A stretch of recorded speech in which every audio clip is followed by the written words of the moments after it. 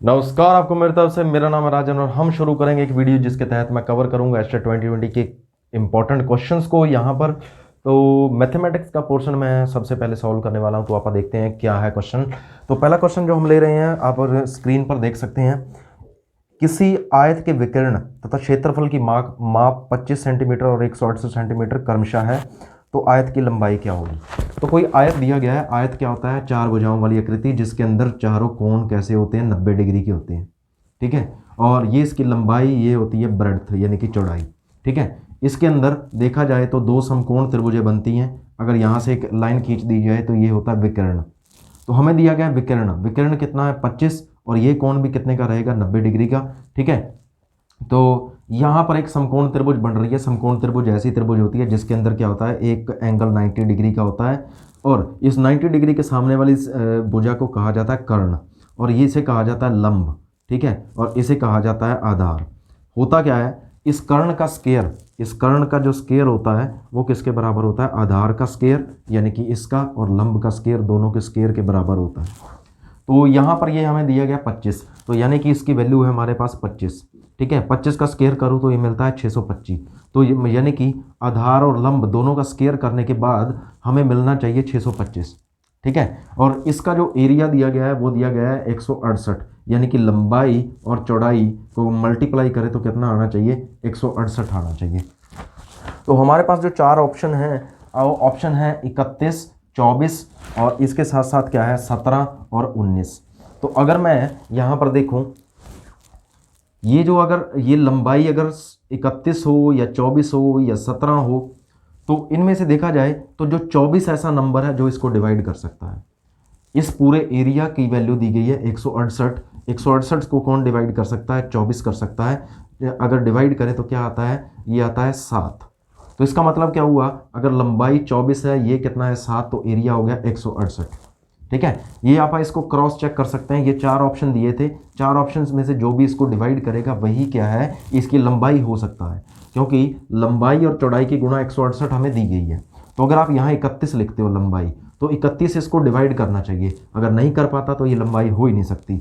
17 है तो 17 इसको डिवाइड करना चाहिए, तो अगर नहीं कर पाता तो नहीं होगा। अगर देखें 19 इसको डिवाइड कर पाना चाहिए, नहीं तो नहीं, क्योंकि लंबाई और चौड़ाई यानी कि इनका क्षेत्रफल जो दिया गया है वो 168 दिया गया है। लंबाई को अगर आप 31 भरोगे तो 31 इधर जाकर डिवाइड करना चाहिए, नहीं करता तो ये लंबाई हो ही नहीं सकती। तो इन चारों में से केवल 24 है, 24 डिवाइड कर पाता है। तो 24 इसको डिवाइड करता है, तो ये कितना बचने वाला है? जो चौड़ाई है वो 7, 168। ये हमारा आंसर सही रहने वाला है। और 24 का स्केयर, अगर मैं आधार को 24 लेता हूँ तो 24 का स्केयर होता है 576। ठीक है। और 7 का स्केयर होता है 49। तो ये कितना हो गया? ये हो गया 625, यानी कि जो हमारा आंसर है वो सही है बिल्कुल। ठीक है। अगला क्वेश्चन हम लेते हैं। यदि किसी वर्ग की भुजा, क्वेश्चन देखिए आप स्क्रीन पर, यदि किसी वर्ग की भुजा के अंदर 15% वृद्धि कर दी जाती है तो उसके क्षेत्रफल पर क्या असर पड़ेगा। तो यहाँ पर देखिए ये वर्ग है। वर्ग क्या होता है? चार भुजाओं वाली आकृति जिसके अंदर चारों कोण कैसे रहते हैं? 90 डिग्री के रहते हैं। अब देखिए इसका एरिया, अगर मैं इसकी भुजा को पहले 100 मान के चलता हूँ तो एरिया क्या होगा? एरिया होगा 100 गुना 100, यानी कि भुजा गुना भुजा होता है, तो ये हो गया 10,000। ठीक है। अगर इसकी भुजा को 15% इंक्रीज कर दें तो इसका साइज अब बढ़ गया है। ये हो गई है भुजा 115, और ये भी हो गई है 115। अब एरिया कितना होगा? 115 गुना 115। ठीक है। एरिया होगा 13,225। ठीक है। अब देखिए कितने का फ़र्क पड़ चुका है? 3,225 का।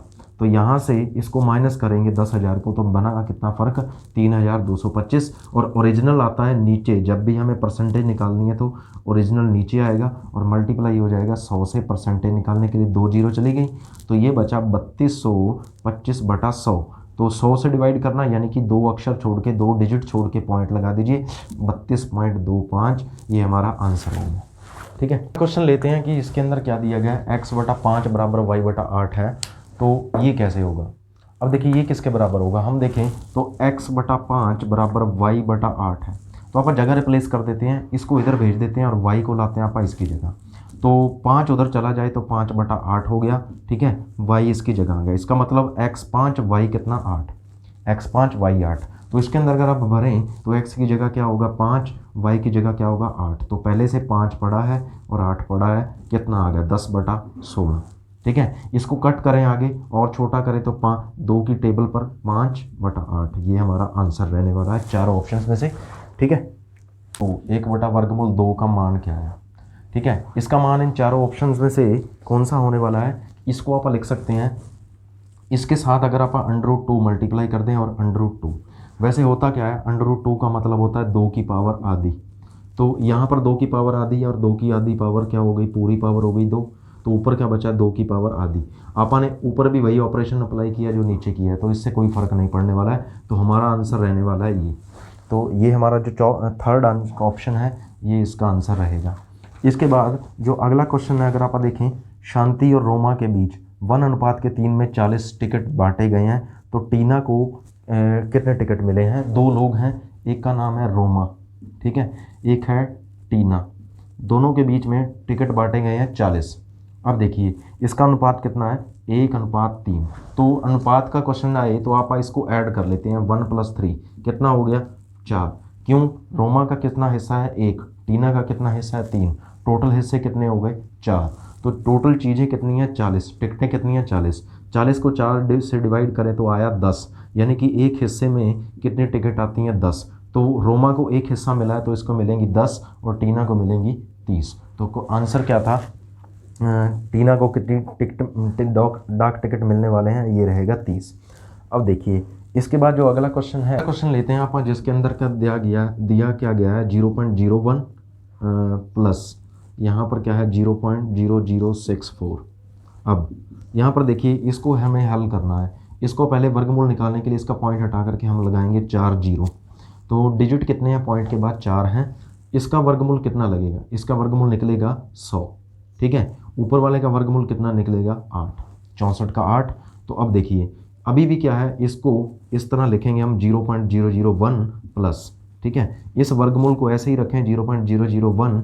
इसको कैसे लिख सकते हो, 100 से भाग करेंगे तो 2 अक्षर छोड़ के, 2 डिजिट छोड़ के पॉइंट लग जाएगा, तो ये हो गया। ठीक है, अब कितना आया, इसको जोड़ें तो 0.09, ठीक है, इसका पॉइंट हटाएं तो इसके नीचे कितना आया, 100। ऊपर वाले 9 का वर्गमूल कितना आएगा, 3, और नीचे वाले 100 का वर्गमूल आएगा 10। तो आंसर क्या आ गया, 0.3, हमारा आंसर ये रहेगा। अब अगर आप अगला क्वेश्चन देखें जो आपकी स्क्रीन पर आपको दिख रहा होगा, अगला क्वेश्चन है कि